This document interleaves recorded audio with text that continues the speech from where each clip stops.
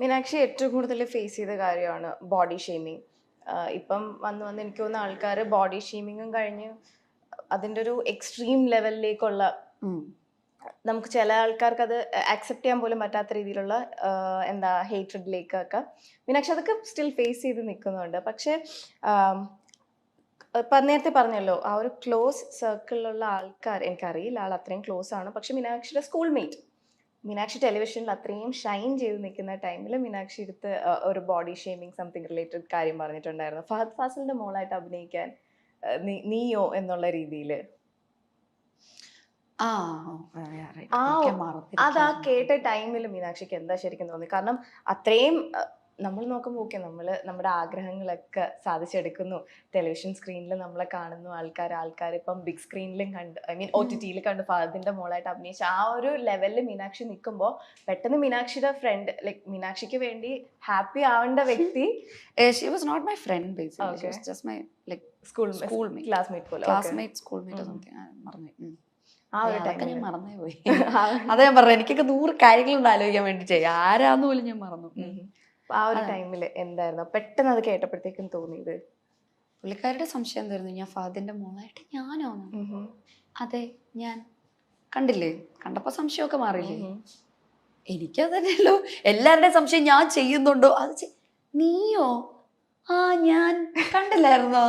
അത്രേ ഉള്ളൂ. നിങ്ങൾക്ക് പല സംശയങ്ങളും ഉണ്ടാവും.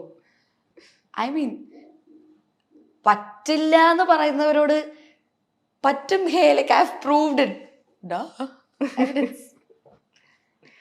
ആക്ഷൻസ് വഴി എല്ലാം പ്രൂവ് ചെയ്ത് ആൾക്കാരുടെ ആ ഒരു നെഗറ്റീവ് ആയിട്ടുള്ള നോഷൻസ് എല്ലാം ബ്രേക്ക് ചെയ്ത് കൊടുത്തോണ്ടിരിക്കല്ലേ. അത് കിട്ടിയോ എന്നൊക്കെ?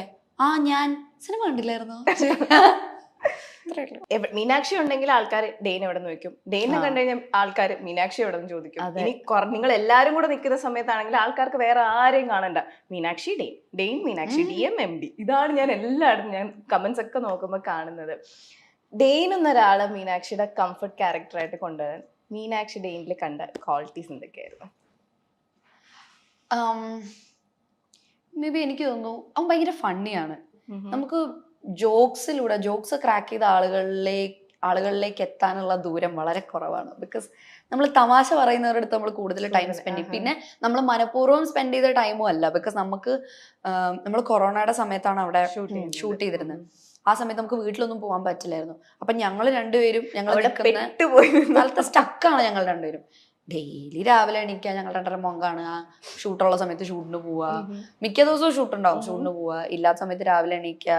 ഡോർ ഉറക്കുമ്പം അവിടെ ഒരു ഹോം സ്റ്റേ ആണ്, അവിടെ അങ്കിളും ആന്റി ഉണ്ട്. അങ്കിളുടെ അടുത്ത് ചായ ചോദിക്കാൻ നോക്കുമ്പോഴത്തേക്ക് ഇവനെ രാവിലെ കാണുന്നത്. വേറെ ആരും ഇല്ല സംസാരിക്കാനൊന്നും. ഫോണിലൊക്കെ നമ്മൾ എത്ര നേരം ഇരിക്കും. ഞാനും അതെ അവനും അതെ, അധികം സമയം ഫോണിൽ അങ്ങനെ സ്പെൻഡ് ചെയ്യാൻ പറ്റില്ല.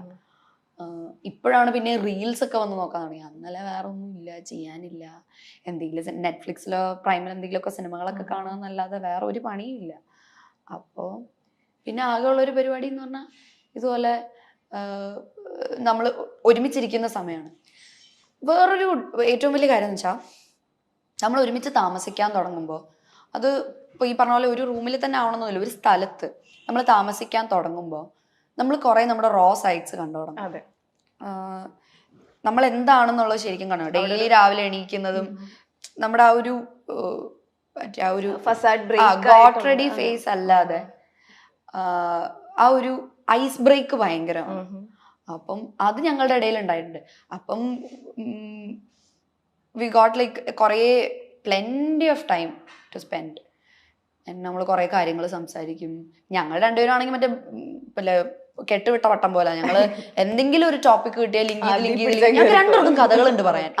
ഞങ്ങൾക്ക് രണ്ടുപേർക്കും കുറെ കഥകളുണ്ട് പറയാൻ. എന്തെങ്കിലും ഒരു ടോപ്പിക് തുടങ്ങിയാടാ, എന്നിട്ട് തുടങ്ങിക്കഴിഞ്ഞാൽ അവനും ഉണ്ടൊരു കഥ, അതിനെ ലിങ്ക് ചെയ്ത് പോകുമ്പോ എനിക്കും ഉണ്ടൊരു കഥ. ഞങ്ങൾക്ക് രണ്ടുപേർക്കും കഥ പറച്ചില്ല. ഞങ്ങൾ രണ്ടുപേരും ഫുള്ളിരുന്ന് ഇങ്ങനെ പോയിക്കോട്ടെ. ഞങ്ങൾ കുറേ നേരമൊക്കെ സ്പെൻഡ് ചെയ്ത സമയങ്ങളുണ്ട് ഇങ്ങനെ വർത്താനം പറഞ്ഞു രണ്ടുപേർക്കും കുറെ ഉണ്ട് പറയാനായിട്ട്. അതുകൊണ്ട് അതാണ് ആ കംഫർട്ട് സോണിലേക്ക് വരാനുള്ളൊരു കാരണം. ഡെയിനെ ആദ്യം കണ്ടപ്പോഴത്തേക്കും മീനാക്ഷിക്ക് തോന്നി ആ ഒരു ഫസ്റ്റ് ഇംപ്രഷൻ എന്തായിരുന്നു?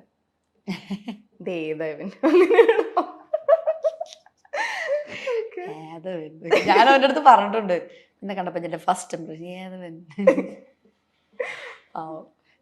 അത് കഴിഞ്ഞിട്ട് ഞങ്ങള് നായികാനായകനിൽ സംസാരിച്ചപ്പോ ഇവനെന്തോ എന്നോട് പറഞ്ഞൊരു കാര്യം എനിക്ക് അത്ര എനിക്ക് അത്ര ഇതായില്ല. അത് ഞാനോട് അങ്ങനെ ഞങ്ങൾ പിന്നെ അധികം ഫ്രണ്ട്സ് ഒന്നും ആയിട്ടില്ല. ഇവൻ അങ്ങനെ നായികനായിക കണ്ടസ്റ്റൻസിനോട് അധികം സംസാരിക്കില്ലായിരുന്നു. അത് കഴിഞ്ഞ് പിന്നെ ഉടൻപണത്തിൽ വന്നു കഴിഞ്ഞിട്ടാണ് എന്തായാലും സംസാരിക്കണമല്ലോ, കാരണം നമ്മൾ രണ്ട് മാത്രമേ ഉള്ളൂ. സംസാരിച്ചാണ് നമ്മൾ പറയില്ലേ, ഈ ആദ്യം നമുക്ക് കാണുമ്പോൾ അത്ര ഇൻട്രസ്റ്റിംഗ് അല്ലാത്ത പേഴ്സൺസ് പിന്നെ നമ്മുടെ ലൈഫിൽ ഭയങ്കര ഇമ്പോർട്ടൻ്റ് ആവും. അതുപോലെ ഡെയിനിൽ മീനാക്ഷിക്ക് ഏറ്റവും ഇഷ്ടമുള്ളൊരു കാര്യം, ഒട്ടും ഇഷ്ടമല്ലാത്തൊരു കാര്യം? ഇഷ്ടമുള്ള കാര്യം ഈ പറഞ്ഞ പോലെ he's a wonderful person to spend time with. ഭയങ്കര ഫണ്ണിയാണ്, ഭയങ്കര ജോക്ക് ക്രാക്ക് ചെയ്യാന്ന് പറയുന്ന ഒരാളുടെ ക്യാരക്ടറിലെ ഒരു ബോണസാ എന്നാണ് എനിക്ക് തോന്നുന്നത്. എനിക്ക് തമാശകൾ കേട്ടോണ്ടിരിക്കാനും ഭയങ്കര ഇഷ്ടം. അവൻ ഒത്തിരി തമാശകൾ പറയും. എന്തെങ്കിലുമൊക്കെ ഇപ്പം അബദ്ധങ്ങൾ ഉണ്ടെങ്കിൽ അവൻ സമ്മതിച്ചു തരും. അവന്റെ കുറവുകൾ അവൻ തമാശകളായിട്ടാണ് പറയുന്നത്.